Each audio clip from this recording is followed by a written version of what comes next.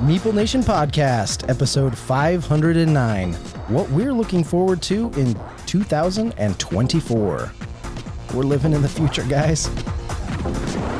Welcome, citizens, to Meeple Nation. Grab your favorite beverage, pull up a chair, warm up those dice, and join us at the game table as we discuss board games and the board gaming world. Each week, the hosts of Meeple Nation share their love for board games and the amazing memories that come from playing games with some very outstanding people. Let us now join our hosts in their natural habitat, the game table. Meeple Nation is, wow, that was as far as That was fast. Welcome back, Dave. We've missed your flubberies. Meeple Nation is sponsored by GameToppersLLC.com. Is that a question mark? No, that's an exclamation, Nathan. Is it? Sounded It is more like now. a dot. That's an ellipses. And it is not one of those either, because we are indeed sponsored by GameToppersLLC.com. Good grief. I mean, they've only been sponsoring us for like 4 years, but you know what? And we play on them every week because they're such a great product. But Dave, yeah, that's all right. You go. Carry on. They are a great product. Thanks for reminding me, Nathan. I'm forgetting everything. I just about forgot your name. I'm glad you got that far. If you don't know what Game Toppers are, listen to a few more episodes of our podcast and go visit GameToppersLLC.com. They are a fantastic addition to any game room. Welcome to Meeple Nation. We are your hosts. I am Andy Holliday. I'm Douglas Stewart. I'm Nathan Howard. And we welcome guest host Dave Holliday. Well, you welcomed yourself. Nice. Well, Dave, it's been a while since you've... Is graced the right word? Yeah, graced is probably the better word than I was going to use. We've missed Dave. It's good to have him back. His sultry voice. The dulcet tones. It is awesome to be here. I'm super excited. Probably not as excited as people would be by going to meeplenation.com, because you can listen to all of our episodes on meeplenation.com. And we have blogs for you to read. We have photos. And if you feel so inclined and want to know more about us, your hosts, then we have bios of each of us and bios of our bloggers on the website as well. And we love hosting the podcast for you guys, and we have thoroughly enjoyed all the years that we have done so. We would love for you to go to our Patreon page. We appreciate our patrons. We thank you so much. And our future patrons, we appreciate you too. And we appreciate the help and the ability for us to improve the podcast for you, our listeners. Click that link on our website to Patreon and sign up to be part of the nation officially. So, Andy, I think at the heart of your message is... we love. We got a whole lot of love. Nothing? No one's going to... I was trying to go to a Beatles song. I was trying to go to all sorts of different songs. None of them But fit. not that one. But not that one. Wow. Okay. Shutting up. Love is all you need. Actually, I'm not shutting up because I'm excited to talk about our weekly highlights. It is exciting. Yeah. Now, Dave, we haven't had you here for a while. You've got to have some highlights. What have you been playing recently that you're super excited about? Well, as most of you know, well, most of you around the table, not most of you who are listening, I'm in nursing school right now, which has really cut into my availability to record, and it has also eaten up so much of my time that I just haven't been playing games hardly at all. Instead, you've been playing doctor. Yes. That doesn't sound as fun. Could be. But I have finally gotten back into playing a few games. We had a birthday party for my brother Dennis, and we all got together. Well, a bunch of us got together at Andy's house, and I got to play Trouble with Carson. Did you get to play with Carson? Yeah. Ha. Yeah. That's his new game. I'm looking forward to the time that I get to play Trouble with Carson. Yes, in fact, he has some new ones coming Awesome. for Christmas. So we're recording this pre-Christmas, and he does have some new games that will be hitting the table on Friday nights that you guys get a chance to play. So just a little background. Every Friday night, there's a big brouhaha at Andy's house where everybody comes to play games. But Andy has a house rule that the kids cannot have a beverage, a soda, until they have played a game. And without fail, once Carson has completed some of his video game time, he will wander around the corner carrying, for a long time, it was Pop the Pig. This last year, it's been Connect 4 Spin, and I have enjoyed many a game of Connect 4 Spin with that cheating Carson. He definitely cheats. But I enjoy every game with him. And so I'm looking forward to Trouble. Yeah, it was great. He played it, got his soda, left. A little while later, he came back with Connect 4 Spin. We played that. He got another soda. and as he left, I'm trying to remember who it was. Somebody was there who doesn't normally come to the regular Friday night game nights. And they were like, is there a rule about, does he have to play a game to get a soda? It was just the cutest thing. I enjoy going over to your house, Andy. But I got to tell you, my biggest highlights are always playing with Carson. Yeah, he's pretty fun to play with. Yeah. Especially trying to catch him cheating, because if you turn your back, he will. He will totally cheat. Yeah, playing Guess Who. Oh, that's the worst one. Yeah, he's notorious for cheating at Guess Who. Yes, he is. You turn your back and he's switching his guy. It's like, oh, shoot, he's close. I got to switch it. And then the one other game that I really enjoyed, Maddie, our cousin, me and Andy, he brought and taught Vikings Gone Wild. I wanted to play that. How was it? It was good, actually. I mean, there were times when I was like, okay, is this going to be great? It almost seemed a little cheesy, but I actually liked it quite a bit. Yeah, he said that was right up my alley, but the table filled up pretty quickly, so I didn't get a chance to play it. So that's not his design, is it? No. Okay. Well, about a month or so back, maybe 2 months back, I had a chance to work with the scouts on their game design merit badge. And the challenge was they had to design a game, make a prototype, write a rule book, and then teach it. The initial time I was with them is I introduced them to a bunch of different games, a bunch of different game mechanics, themes, and everything else to try to give them a taste of what's out there. And then I came back about a month later, and 3 of the boys had prototypes made that we got to sit down and play. I had a game that I gave away. I said, all right, the first boy to pass off their merit badge gets this free game. I think that may have been a little bit of a motivator to get the boys going. That's awesome. I sat down with each of the boys. They taught me the rules, and we only got to play a few rounds. I didn't get to finish any of the games, but we played a few rounds of each of the games, and they actually did a phenomenal job. I mean, there was one boy you could tell it was probably mom and dad doing all the work on the game.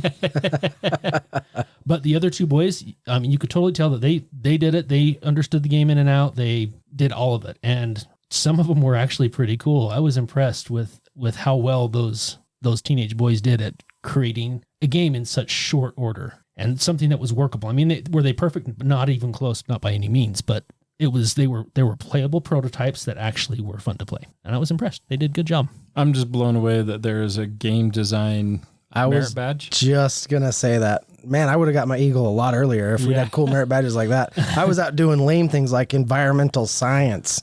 I was doing lame things like not going. You were that scout. Yeah. That's awesome. Captain Tenderfoot. Nice. But it was fun. It was an enjoyable experience, and I think the boys had fun. So Well, that's great. That's awesome. So speaking of youth and youth activities, experiences, Doug, Dave, and I, D&D, as we were announced. D&D. Yes.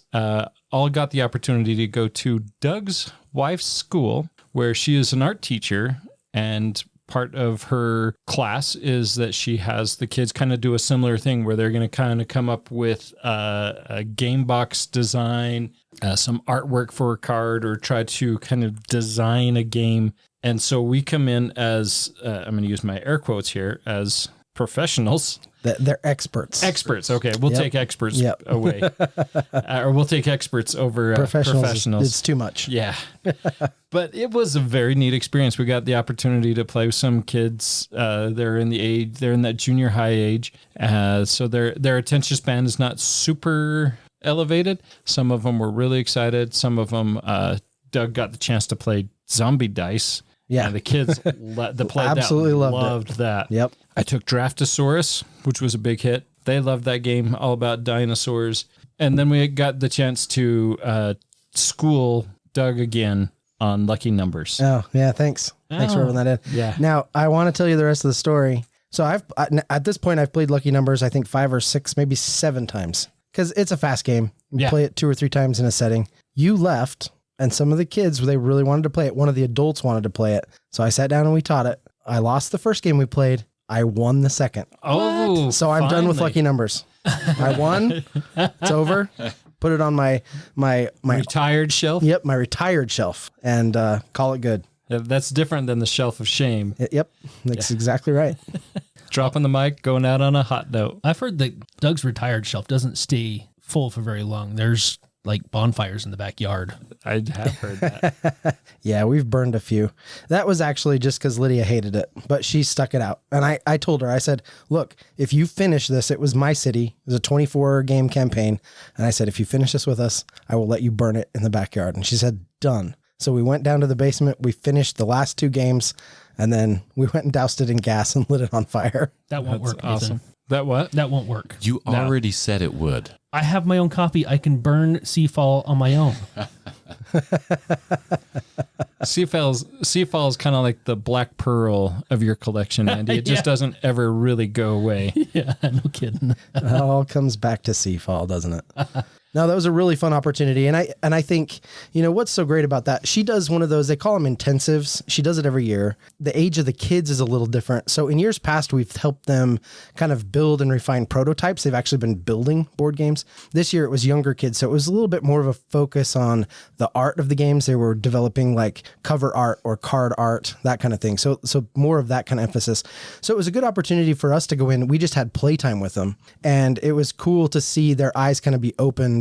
And these were pretty simple games we were playing with them, but it just kind of, it took them to that next level. And seeing the excitement that they were having, experiencing some games, kind of not really knowing what games were even capable of. It was super cool. And we've had that happen in the past. And so I really like going and helping her with that. I think it's a really cool undertaking.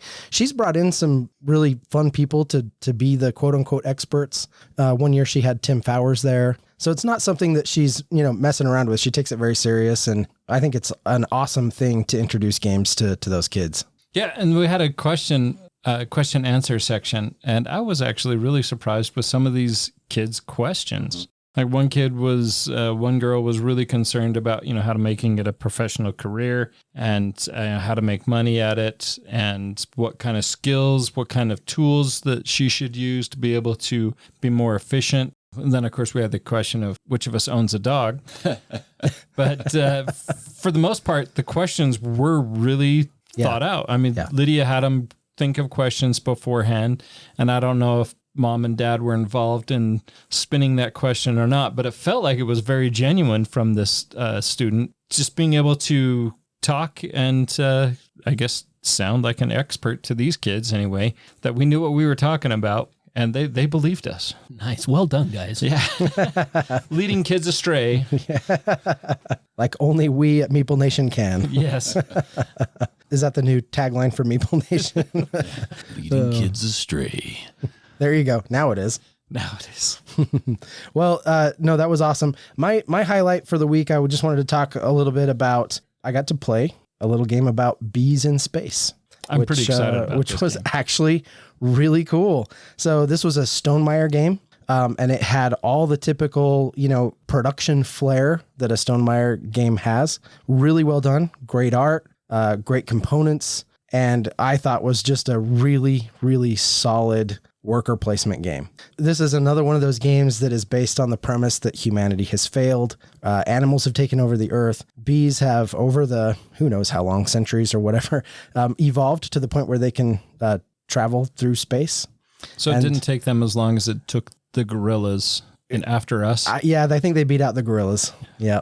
Yeah. But they did advance further than the gorillas. Yeah, or there was some sort of bee gorilla war. I don't know. Maybe we get that game at some point and find out a little bit more about that. Anyway, the bees are in space. They're colonizing. They're discovering planets. They're doing all these things. Some of the highlights for me, I really love the worker placement. You're never blocked. So this is never one of those games where you are ever blocked from a space you want to take. You bump.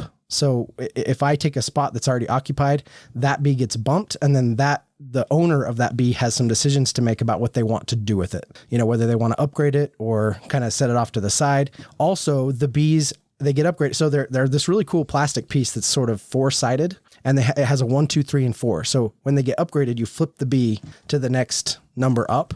But when they are a 4, they actually get bumped off the board. They go into hibernate mode, and then you can trigger a bunch of stuff from there. So it's a really, really cool system. What I found was that all of the decisions were incredibly fun to make, and there were lots of avenues to score points. So you've got these like carving tiles you can put out that give you a bunch of points.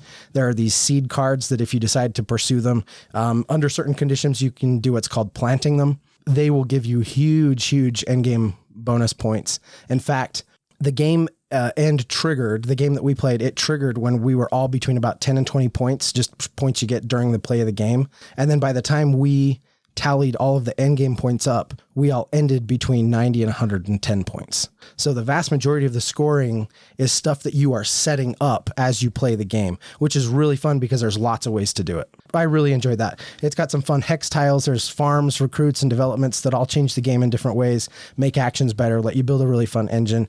And then, of course, I just thought that thematically it was super fun. There's even a mechanic in there where one of the actions you can take, if you take it with a level 4B, it's the conversion action. You can teach a dance, right? Because bees, they dance, right? Right. And so you can teach a dance, which basically lets you have a tile. That's kind of a long tile, and you get to place little things on it. So you basically customize your own conversion tile. It just has some little touches here and there that made it a super fun game to play. I highly recommend Apiary. I don't know if it's like going to climb up onto like the top 10 or 20 of all time for me, but it was really solid, really great game. I actually am really looking forward to getting this one to the table and getting to teach you guys this game. Yeah, I'm looking forward to it. Who did you play with? So I played this with Chandler and Mike.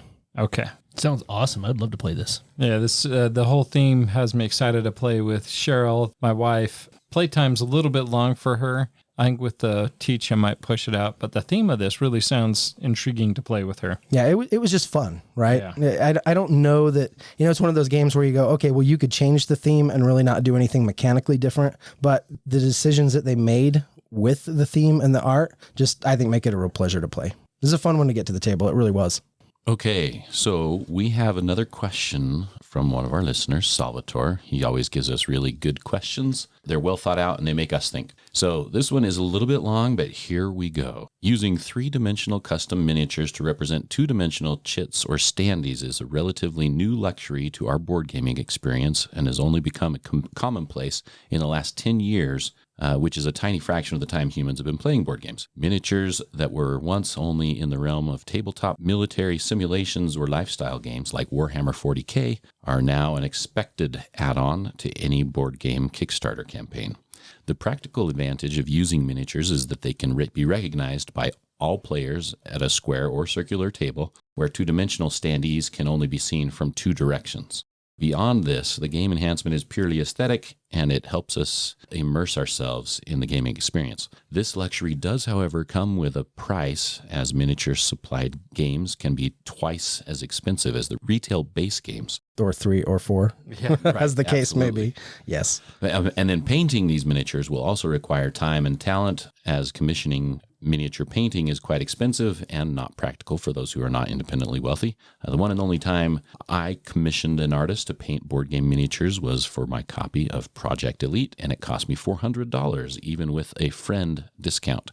Ouch. This brings me to the subject of cross-utilization of miniatures. If we already own them, our painted miniature goblins, orcs, and sci-fi characters may have a usable similarity to those depicted in the art of another retail game that we own. Therefore, we don't have to spend the extra money for the second game's custom miniatures, as long as we can maintain the willing suspension of disbelief that we are not using the official miniatures. A recent personal miniature cross-utilization that prompted me to ask this question was from The Thing, the board game. For some inexplicable reason, the base game does not include 4 of the 12 characters from the movie. They were eventually included in the Human Miniature No. 2 expansion, which is very difficult to find and costs up to $300 on the secondary market. That is ridiculous. It totally Is it a CMON game? That sounds like a CMON. Probably. He goes on and says, that exorbitant cost for 4 miniatures and 4 character sheets was unacceptable to me. I ended up using the 4 missing character miniatures from a previous board game iteration of The Thing, Infection at Outpost 31. I then pulled the character sheets from the internet and printed and laminated them myself. Genius.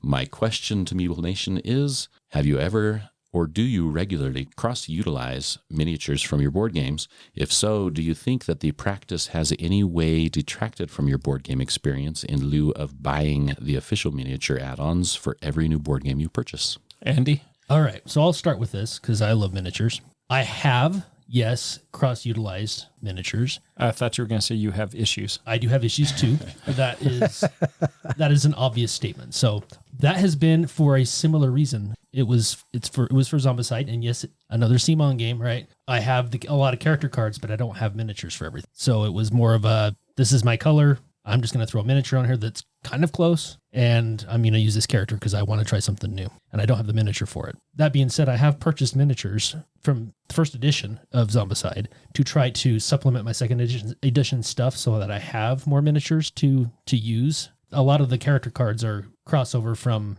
first edition, but honestly, does it detract from it? Maybe a little bit, but not a lot. I mean, maybe at first. Once you get going, you're not even paying attention to what your guy looks like. So, and the game is still incredibly fun. I would say for other games that I have miniatures for, I have issues and buy lots of miniatures. And besides, I can't really catch up on my painting. So, I mean, why would I want to do that? If I catch up a little bit, I just got to get more miniatures so that I fall right back behind. Yeah.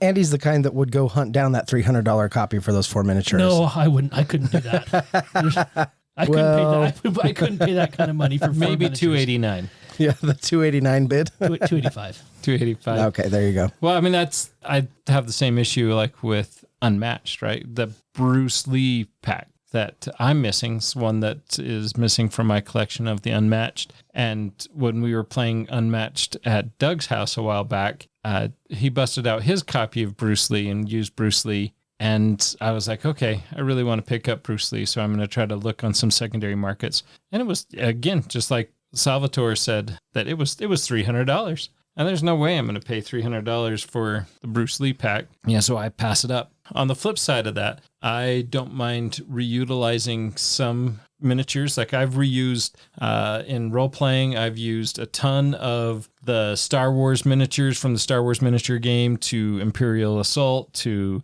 Star Wars Legion, and playing in role-playing, I've used a lot of those. But there's also the flip side to that where a game, so we're getting ready to delve into G.I. Joe campaign this year. It's going to happen. I hope so. I really hope so as well.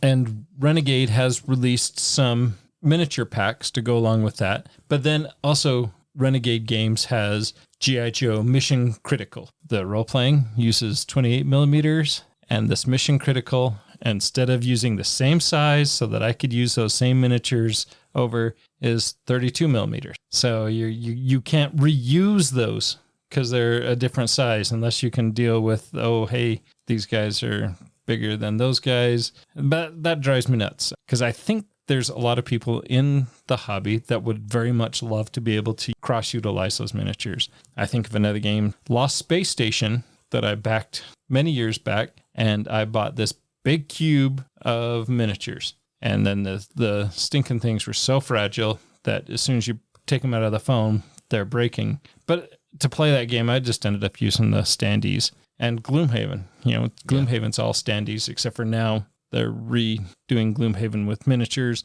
for people who have issues. For the record, I didn't buy the miniatures for Gloomhaven. That surprises me. It does me too. Yeah. But I agree with you on the RPGs. That's one that I've always used cross-utilized miniatures for. Yeah. And that's great to be able to reuse those. I mean, I've used my droids from Star Wars The Queen's Gambit to even using figures from Star Wars Monopoly. Oh, nice. To be able to use those into the role-playing and stuff. But yeah, being able to cross-utilize, that's great. But I just wish the hobby publishers would use a standard. Most everybody sticks to that 28 millimeter. If everybody could just, like Oathsworn has that amazing, beautiful presence. Definitely not that 28 millimeter. Right. But would Oathsworn have that same table Epic presence? Yeah, it's true. Being 28 millimeter? Probably not. Be a lot cheaper. I thought you were going to say, I wish they would lower the price, not make it standard. Well, if they made it standard, I mean, you'd have some games that would be a little bit lower in price. Yeah. But yeah, because even using things going back to Oathsworn, the scenery that's in there, those trees, the houses, to be able to reuse those and put those somewhere else, that would be great. I agree. I think, I think you guys kind of hit it on the head. I think for RPGs, cross-utilizing minis all day long, right? You're setting up a campaign, you go start raiding boxes or figuring out what you want to do, and you utilize those minis. I have a whole box full of terrain that I can use that I printed out for Lord of the Rings Journeys in Middle-earth, and I find that I take that out for, RPG stuff all the time. So I think that's really good. I'm honestly a little bit too lazy to cross-utilize minis. I really love a game that can just get out, you set it up quick, play, and then it can tear down quick. And, pulling other boxes out to get minis to the table and stuff, it's not that big of a deal to me. I can play with standees and smaller components or whatever, that kind of thing. It just doesn't really bother me that much. So I actually find that I don't usually cross-utilize miniatures. And it is a big deal to me because much like rule books, when I take something out of a box, they don't always find their way back. Yeah.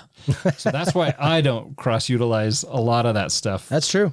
Yeah, that's very valid, right? You leave stuff sitting off to the side of the table. It doesn't go back in the box. You go to put stuff away. Where does this go? Yeah, that's a whole problem. Yeah. I do find that I cross-utilize coins a lot, though. Yeah, coins are great. Yeah. So, I mean, that scythe set, you can use those for anything. We do use those for a lot of stuff. Exactly. Yeah. Great question, Salvatore. Thank you. Yes, that was excellent. All right. Well, I'm excited because I think 2024 is going to be a pretty sweet year for gaming. We got some seriously good stuff on the horizon here. So we got BryceCon coming up next week. So we'll be kicking off our convention. BryceCon is one of our favorites because it's a more casual, it's a more family friendly, and not that the other ones aren't family friendly. Right. But I mean, this one is, Doug brings his whole family. Yeah. I'm bringing my daughter this time. My wife comes. It's family friendly in that it's like the location, right? Like I can bring my whole family. They can go swim. It's not just the convention. Right. They swim. They can hang out in the hotel and watch movies. They've got like a really nice breakfast in the mornings.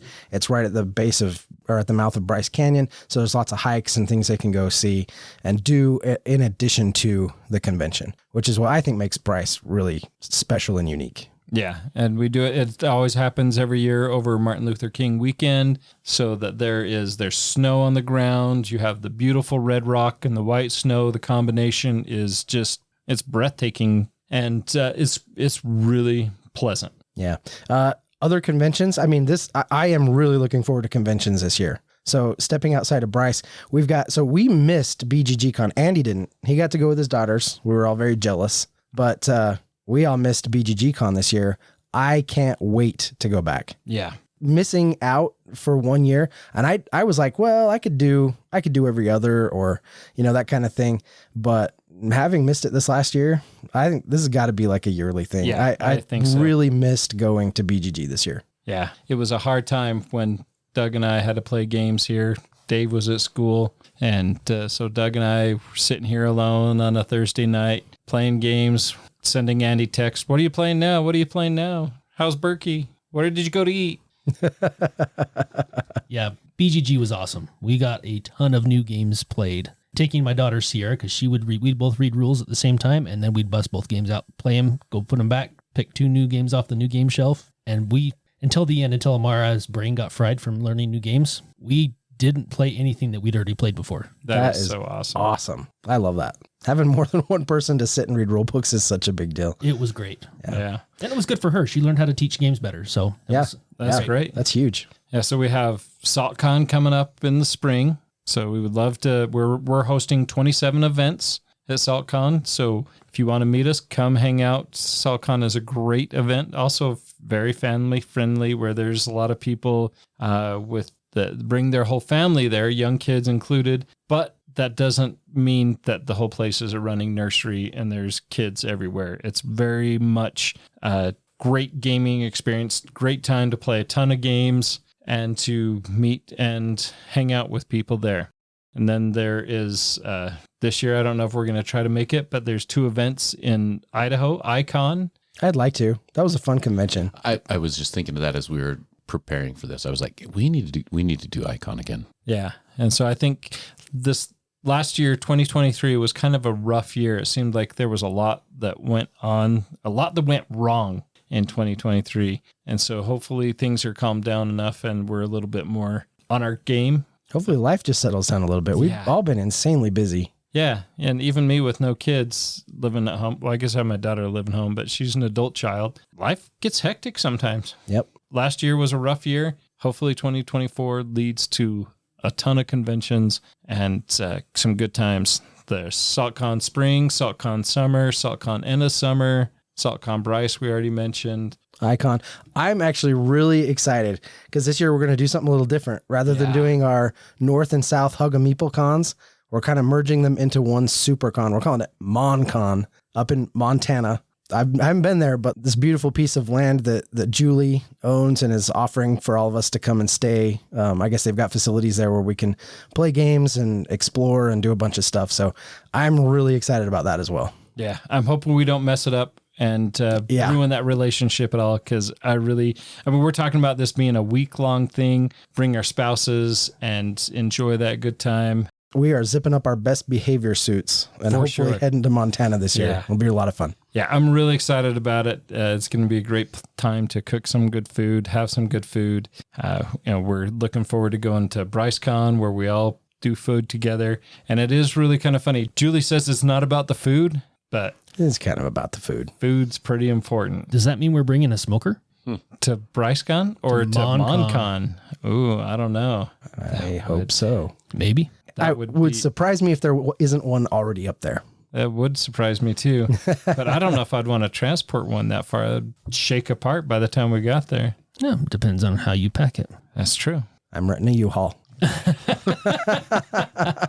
Nice. Sounds good. But yeah, I'm way excited for that. It's going to be good times. I love going to conventions to hang out with people. And that is the biggest thing that the hobby brings to me in my life. And I just look forward to those all the time. Oh, heck yeah. It's going to be fun. Okay, so breaking away from all the conventions we're looking forward to, there's a long list of amazing games that are also coming out. So what are some of the games you're excited for in 2024? Well, since I didn't crowdfund anything last year. Lies. Are you really sticking to that, Nathan? Come on now. If you're going to try to pull that off, you need to not have people follow you on Kickstarter. Maybe. But since I didn't back anything last year, I can only base my excitement on games that I have here that have fulfilled already. Don't let Nathan fool you, folks. Like authors have a pen name, Nathan has like a Kickstarter name. He backs stuff all the time. Some stuff that we did get last year that we haven't gotten to the table yet that I'm really excited about. Moonraker's Titan Edition, Voidfall, Last Light. Way excited to get those to the table. All those really have me anxious to play. Games that are coming in that are ready to or should be fulfilled this year. Cyclades Legendary Edition, which does mean that I need to play the Cyclades that I have currently, because that was a game that was gifted to me, complete with everything that's come out so far. I feel before we play this Legendary Edition, I need to play the original edition. So what's the difference between the two? Legendary is spelled Legeen. That makes sense. Which leads me to the question I was meaning to ask. Why do you have two? Are you going to have two copies? Because it's different. And it's the same thing like with the next one on my list, Firefly, the 10th year anniversary. Nathan. Yeah, it's got some goodies. It's got some better stuff. They've improved the rule. They've improved mechanics. I love this logic so much. The funny thing is you guys are pointing fun at me and y'all are going to do the exact same thing with games of your choice. I don't know what you're talking about. Yep, we're all in this together. I can't think of a single game on my list that falls into that category. Let's go to Japan. I'm pretty excited about that. Skyrise. There's some good games coming out that should be fulfilled. Plus all those games I'm going to put on my shelf of shame. That's always fun. That is always fun. I was going to say that is one of the things that I'm looking forward to most is helping you guys clear some of your shelf of shame space. That'd be nice. I'm going to start calling it a fort of shame because it no longer fits on the shelf. I have to build a fort out of it. Maybe a spare bedroom, but got way too many games on that room of shame. Yeah, we need to work on that. Is that why you're not crowdfunding things anymore, Nathan? That's exactly why I didn't crowdfund anything last year to get through that shelf of shame. How'd that work out for you? I didn't back anything. No, how to get anything off of your shelf of shame? Did it work? I actually got quite a few things off. I got quite a few games played last year. I didn't keep a total count, but Let me ask you this. Did your shelf of shame grow or shrink? so Doug, what do you got on your Well, list? he just talked about turning it into a fort. So Yeah, so it's no longer a shelf. It's a fort. oh, that is Complete with awesome. turrets. I love that. Well, Dave, between everyone here at the table, we've got lots of unplayed games that you can help us out with. Right. Right. Right. Good. What did you enjoy about BGG Con? The games. The games. That was Amara. Oh, that was awesome. Thanks, Now- Samara. Honestly, when in making notes about next year, one of the things that I put down was anything, because if I'm playing, that means I have a little bit of breathing room from school, and I've decided I could spare the time to come up and play some games. So Maybe instead of nursing, you should have gone in respiratory. Then you could have more breathing room. Ooh. That was pretty clever there. that was, Well done. that was awesome. So what you're saying is if you're playing, you're winning. Yes. That's a good motto for life, really. I like that. Well, I unfortunately followed Nathan in his secret life, not his public life, and did back games on Kickstarter. I don't know what you're talking about. But I'm excited for a few that are supposed to be, actually some that are already crossing the ocean as we speak. So the first one on my list is Mythwind, and this is a campaign game. And Surprise, surprise. Doug, this is a different campaign game, and I want to get your take on it because it's an open-end campaign game, meaning there's no end. You Yeah. just play as long as you want to play. Yeah. I read this when the campaign came out. I think I may have backed it. You're kidding. I think I did back in the day. This has been It's a been while back. It's been like 2 years ago. Yeah. Maybe I did, maybe I didn't. I actually don't remember. Well, if or you maybe did- I just remember you talking about backing it. Oh, maybe so. But yes, the idea of that seems I don't know. I like games that have an end because then I feel like I've completed them. But also the open-ended thing could be really cool. It means we've finished the campaign after we've played it once. Right. Played it once and I'm done. That was my question was going to be, isn't all of our campaign games an open-ended campaign? Okay, you make a good point. We need to have a talk, Nathan. This is exactly why I think that we definitely need to go to Icon again and do similar to what we did last time. I agree. Just play campaign games. Yes, and well, then it's interesting because each character kind of uses different mechanics in it, so you can try out different characters. And the way, supposedly anyway, the way the world builds and you are developing your city, it plays differently each time as well. So I'm kind of intrigued by that. Almost incentivizes you to try out different characters and try, start over again and just to see what's different. And the fact that you don't feel bad because you didn't finish because you just keep playing until you decide, okay, let's start over. To me, that sounds amazing. Yeah, I'm excited to try that one. I think Richie had been talking about it, and he was excited to try it as well. It's all going to be about gameplay, right? Right. It's one thing to say, well, this doesn't have an end, or you can choose the end. Well, the length of the game is going to be based on how fun it is to play. For sure. And it's going to be over in one session, or it's going to be over in 100. Yeah. Yep. And how immersive it is. And hopefully they've done a good job with that. Yeah. So I have a Western theme. Actually, it fulfilled this month. It's Bantam West, and I'm excited to try it. I've got it unboxed and organized and no rules read. So I need to get the rules read, but I'm excited to try this in 2024, get some gameplays in, and it honestly looks like a lot of fun. So you can play as the gunslinger, as the merchant, as the thief, or as the arson. And you're kind of outlaws. Well, some of you are outlaws. Anyway, so you're working against each other to fulfill your goals that you have. And honestly, kind of just the Western theme is kind of cool. There aren't a lot of Western themed games that really intrigue me. This one does. It's more of a sandbox style adventure game where there's exploration and everything else. So that style of game is right up my alley. So I'm excited to try that one out. I am also equally excited for Heroes of Might and Magic 3. I am too. It looks cool. Yeah. So it says it's from 1 to 4 players. I think it's going to fall into that category that it's a 2-player game. Wow, that's a bummer. Because there's player elimination. So it's one of those that it does play best with 2. It does say that, and I can see why. And so I do think it will be one of those that's like, okay, this really is a 2-player game. So hopefully I can get it to the table and get it to the table more than once. I'm hoping it's a lot of fun. It looks cool as heck. Yeah, it really does. That was one I backed at like the $1 level. And I was like, like fingers crossed Andy's going to back this. Andy's going to back this. Andy's going to back this. And then you did. So it was great. Yes, I did. I think I backed it at the $1 level also, and then ended up fully backing it later.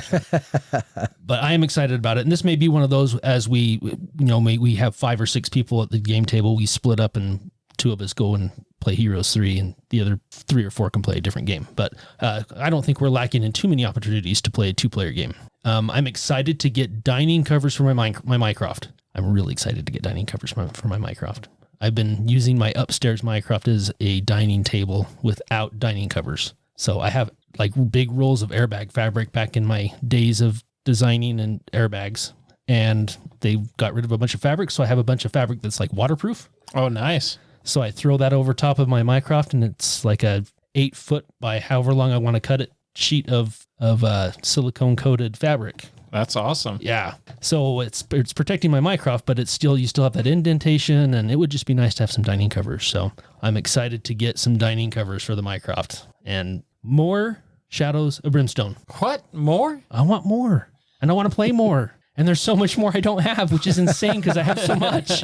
This is why we always say Andy has issues. I do have issues, especially with games I love. And Shadows of Brimstone's a good game. So is Zombicide. That's true. So is Descent. So is all those other games that you have, the Pantheon and... Oh, yeah. I've got stuff coming for that, too, that's on its way. No, So, I'm pretty excited about that, too. yeah, that's the Norse mythology coming this year, supposedly, for that as well. So I'm excited. I love that. That's fantastic. Well, I've got a whole slew of them, and I'll just go through these really quick. Again, 2024, shaping up to be an incredible year for games. Some of the hot games on my list that I'm looking forward to, Ascendancy, really cool looking fantasy-themed 4X game. Bear Mountain Camping Adventure. I remember you talking about this one. Yeah, kind of a family weight camping-themed game that looks like it's got incredible art and components. This one looks really good. It caught my eye, and I'm very excited for it. Cthulhu Death May Die, Fear of the Unknown. What's that going to be like? So this is a continuation of the, Cthulhu Death May Die, the first run that they made. This is going to take us into seasons 3 and 4 with a whole bunch more extras and bonuses and things like that. That sounds awesome. So, which is one of my favorite games. So I'm super looking forward to that. You've got, I've got a bunch of Lucky Duck games on my list. Lucky Duck hopefully is going to have an incredible year. You've got The Dark Quarter, which is their sort of murder mystery set in 1980s New Orleans that looks fantastic. You've got Once Upon a Line, which is kind of like, just looks like a really unique new direction for board games. And then you've got Into the God's Grave, which is one I'm super excited about. This is basically, if you liked Destinies, it looks like it's basically taking that system with the app, and everything, and then turning it into more of a dungeon crawl instead of the sort of one-off mystery thing that the Destinies did. Well, that's cool. Are they sticking to the 3-player count? No, though? it says 1 to 4, right? Oh, that's 4. good. Yeah. That's good. Yeah, so hopefully that'll be a little bit different. The Elder Scrolls Betrayal of the Second Era. This is chip theory games, right? Like, it's going to have all their incredible components and PVC cards and dice and chips and everything, plus Elder Scrolls. Yeah. So, I mean, there's tons to be excited about there. Forsaken is one that I had on my list. Forsaken, this looks like a really fun, kind of unique game. Got a lot of really cool art and everything. This is Game Tray's first foray into actually making their own game. Oh, wow. So we'll see how good the game actually is. But I think one thing we can say for certain is it'll have one of the best inserts the industry has ever seen. And if it doesn't, we'll bring you all the coverage here at Meeple Nation. A couple others, Planet Unknown, the Supermoon expansion. Way excited for that. Can't wait for that. Slay the Spire and Worms, the board game. 2 board games based on like video games that I loved and played a ton of growing up.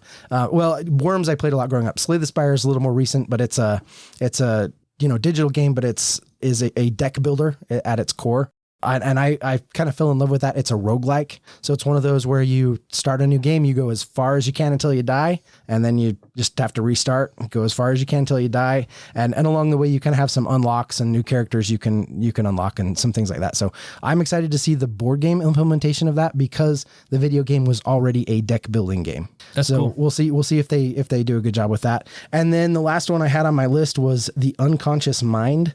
This is Fantasia Games' follow-up after they did Endless Winter. So this one looks really great, and it's already getting some pretty good reviews from people who have had a chance to play it. I am hoping that they bring the same quality of content and game design as they did with Endless Winter. And if they do, this is one of those, developer publisher companies that I'll have my eye on forever because I love Endless Winter. In fact, Endless Winter is rapidly climbing on my list of favorites.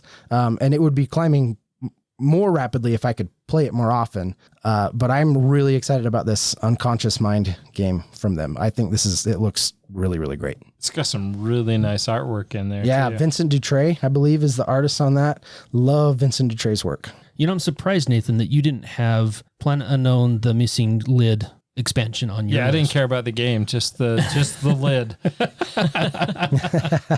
Oh, a real quick addendum there. So Vincent Dutray and Andrew Bosley. So you've got two just like home run hitters working on the art for Unconscious Mind. I can't wait to play and see that game. So I want to go back to Ascendancy really quick. This is a really heavy game. Well, not a really heavy game. This is a heavier game. But did you see the play time on this? 90 to 480 minutes? Yeah, boy. That's what I'm talking about. Dave's way excited. This is an all dayer. It is a full 4X game, right? But it is a fantasy themed, which I don't think there are a lot of fantasy themed 4X games. It's been a little while since I did the research on this, but I remember when I was looking at the videos and reading what they had of rules and how to play and everything, I was really blown away at what they had done with it, and the components and everything just looked great. So it was one I had to back. I am not a 4X game person, but this looked incredible. I enjoy some 4X games. But I don't know if I enjoy 480 minutes of a 4X game. Yeah, that is a long time. It also has a pretty good weight on Board Game Geek, 3.16. Yeah, not too bad. 3.6 isn't awful.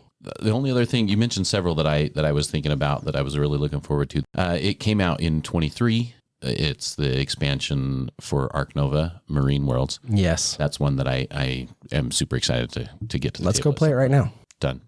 I'm in. Now, I just got that all sleeved and integrated into the box. I'm also really looking forward to that. That'll be super fun. Yeah. Yeah. You know what? When we get you guys to really play and appreciate that game in the proper way, you're going to love it. Ark Nova is amazing. Okay.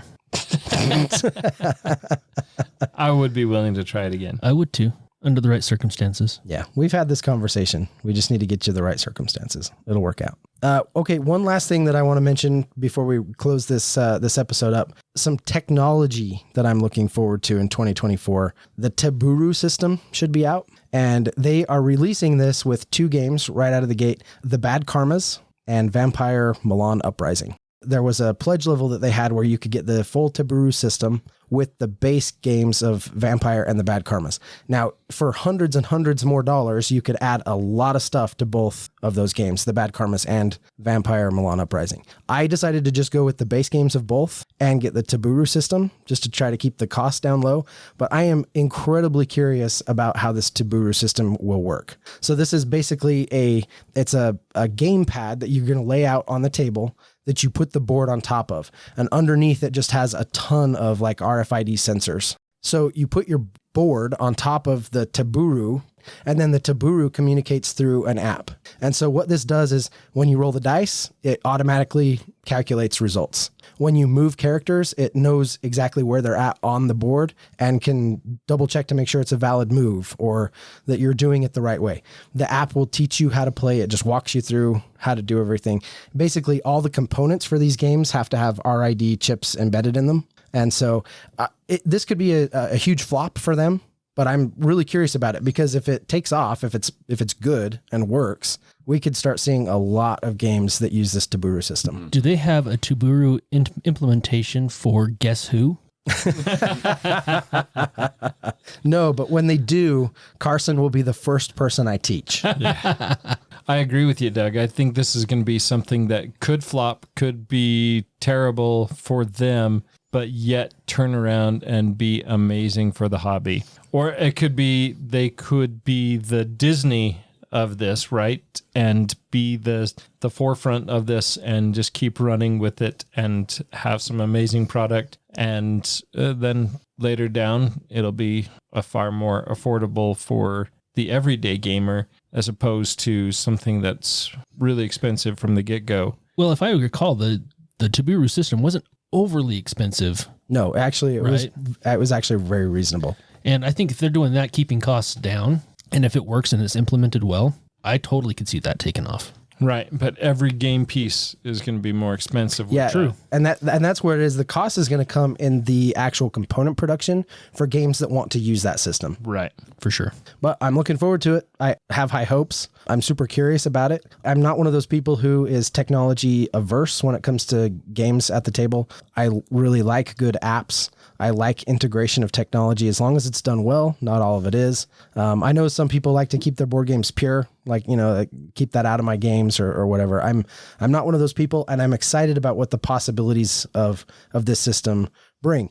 In particular, when it comes to learning and teaching games, because that's one of the big things they advertised with this system was how easy it would be to get everyone at the table and get everybody playing right out of the gate as the app just walks everyone through how to play and what to do. And it's also important to maybe mention that the Taburu thing doesn't just connect to like one device. It actually will connect to like everyone's individual. So you will have an app you can download on your phone. So when you're playing the game, you'll have like the main app that's running that you could have up on a screen, and then everyone will have an instance of that game running on their phone, so they can control and make decisions and things on their phone for a lot of the gameplay as well. So you'll have private information on your phone. That's cool. And then the actual board itself can control, making like double checking rules, doing all that kind of stuff, keeping track of everything, calculating dice results, and it really anything else. I mean, some of the components they're coming out with have light up bases and do different things. I think they're starting to develop stuff for it, but right now they just need to get some games out and get them in players' hands to see if the system's going to work. I'm looking forward to it. That's going to be cool. Bring it on. I'm looking forward to see where that goes, what that leads to. Sounds like it is going to be an exciting year. We are way excited. Tell us what you are excited about. What has you just on the edge of your seat for what is coming out in 2024? Yeah, we would love to hear from you. Drop us a line at meeplenation@gmail.com. Until next time. Nice. At the same time. Until next time. No. At the same time. Ready? Until next time. 1, 2, 3. Until next time. Wow. First try. We'll see you checking this year off as amazing at the game table. Thank you for listening and being a part of Meeple Nation. If you would be so kind as to follow, subscribe, share, and rate or review this podcast, it really helps to spread the fun. You can be more involved in supporting the podcast by joining the nation at patreon.com/MeepleNation, or you can find a link at the top of our webpage, meeplenation.com. And while you're there, look at all our extra content. There are links to all our past episodes, a wide variety of blogs, pictures from our Instagram feed, and bios for all the hosts and our awesome bloggers. Follow us on Twitter, Instagram, and Facebook, all under Meeple Nation. If you would like to chat with the hosts or other members of the nation, you can join our Facebook group, Meeple Nation Off Air. We hope to see you again at a game night, a con, or maybe a suspense-driven evening of Werewolf. Thank you for listening and supporting Meeple Nation, and stay tuned for next week's episode. Thank you so much for listening. We very much want to thank our patrons who help keep the podcast running. I personally want to thank my co-hosts for all the help they provide with both content here on the podcast, in addition to what we have available on our website. Without them, the podcast would not happen. If you too would like to support the podcast, you can join the nation at patreon.com/Meeple_nation. Or you can find a link to Patreon at the top of our webpage, meeplenation.com. If you have any questions, comments, or games you feel should be on our radar, you can always reach us at meeplenation@gmail.com. We can't wait to hear from you. I am grateful to Doug and Andy who helped me edit episodes, and I want to thank James and Kim Clark who do the editing on our blogs and on our webpage, which can be found at meeplenation.com. We want to thank Brain Detergent for our music. If you want to find more from him, you can follow his links that can be found on our webpage, or simply search for Brain Detergent on YouTube to find more of his tracks. Thank you again for listening and being part of the Meeple Nation community.